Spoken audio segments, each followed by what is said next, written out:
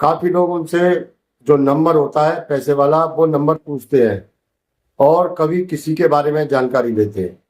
बाबा अमर सिंह पवन के सभी भक्तों को राम राम। जय बाबा अमर सिंह पवन की, जय भगवान भोलेनाथ की। दोस्तों, मैंने काफी सारे लोगों को देखा है कि वो अपने पितरों की सेवा करते हैं और उनके पितर जब प्रसन्न होते हैं, खुश होते हैं, तो उनके शरीर पर आते हैं, उनके शीश पर आते हैं। तो क्या हमें अपने पितरों को अपने शीश पर बुलाना चाहिए? क्या ये सही बात है एकदम? या जब बुलाएं तो हम उनसे क्या चीज मांगे, क्या चीज हमें उनसे बोलनी चाहिए?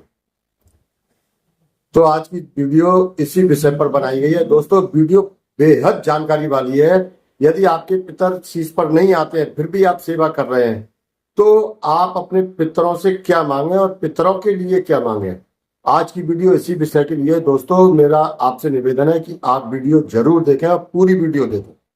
नमस्कार दोस्तों, मैं धर्मेंद्र कुमार स्वागत करता हूं आपके अपने YouTube चैनल ऑफिशियल धर्मेंद्र पर।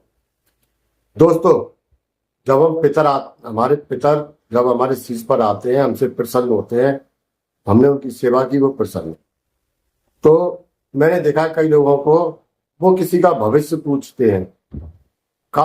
तो सबसे पहले तो यदि हमारे पितर हमारे शीश पर आते हैं या शीश पर नहीं आ रहे हैं फिर भी हम उनकी सेवा कर रहे हैं, वो हमें किसी प्रकार का संकेत दे रहे हैं या स्वप्न में आ रहे हैं, तो दोस्तों सबसे पहले हमें जो उनसे मांगना है वो अपने परिवार, अपने बच्चों के लिए सद्बुद्धि मांगनी।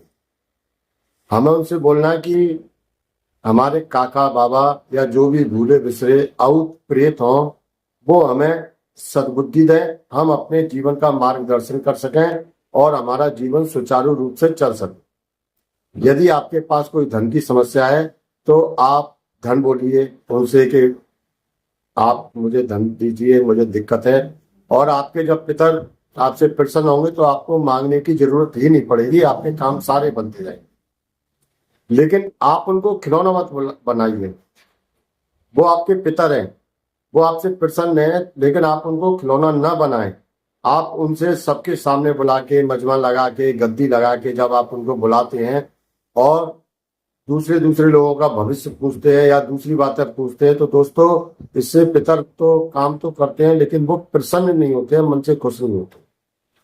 जब आपको अपने पितरों की मिल जाए सिद्धि, जब आपके पितर आने लगे तो आप उससे ऊपर उठिए, आप किसी भी भगवान की सेवा कीजिए, भगवान भोलेनाथ की, भगवान विष्णु की और किसी भी देवी की, इनकी सेवा कीजिए। और इनकी सेवा करने के बाद आप उनसे अपने पितरों के लिए मुक्ति मांगिए, क्योंकि आपके पितरों को मुक्ति नहीं मिली है, इसीलिए वो आपके पास आते हैं। यदि मुक्ति मिल जाएगी तो आपके पितर आपके पास बिल्कुल नहीं आएंगे, स्वप्न में भी नहीं आएंगे, किसी प्रकार का संकेत भी नहीं देंगे। इंसान का जन्म हुआ है अपने पितरों का उद्धार करने के लिए।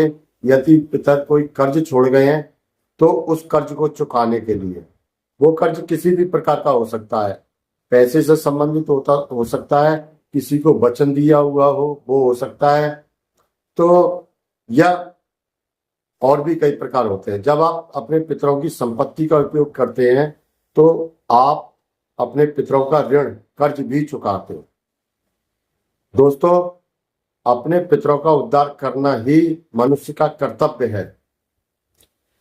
मनुष्य का जन्म केवल अपने पितरों का उद्धार करने के लिए हुआ है।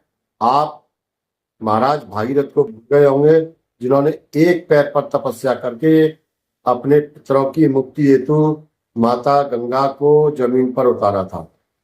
वीडियो आपको समझ में आई हो, मेरी बात आपको समझ में आई हो, तो वीडियो को लाइक, चैनल को सब्सक्राइब करके बगल वाला बेल आइकॉन जरूर दबा दें। दोस्तों, इन सब का आपका कोई पैसा नहीं लगता, लेकिन हम उत्साहित होते हैं आपको और अच्छी जानकारी देने के लिए। जय बाबा अमर सिंह पवन की, जय भगवान भोलेनाथ।